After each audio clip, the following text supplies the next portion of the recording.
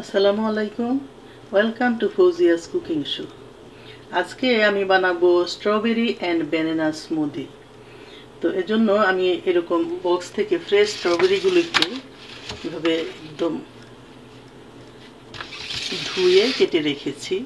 আর এখানে আমি নিয়েছি ব্যানানাটা, অবশ্য নিতে হবে একদম ফ্রেশ ব্যানানা, নিলে হবে না, একদম ভালো মতো পাকা এটা নিতে হবে। তো আমি দুইটা নিয়েছি, এখানে ছুলে রেখেছি। আর 1 কাপের মতো নিয়েছি আমি বরফ। আর এখানে 3 to 4 টেবিল স্পুন আমি নিয়েছি চিনি।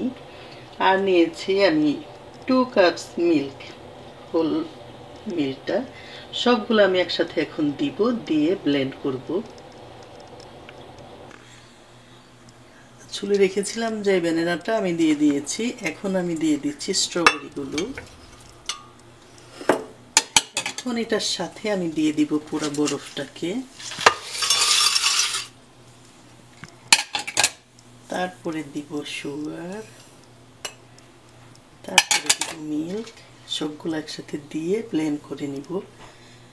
এবং এই গরমের দিনে এই স্মুদিটা খেতে খুবই ভালো লাগে। আর ইফতারের টাইমে তো কোনো কথাই নেই।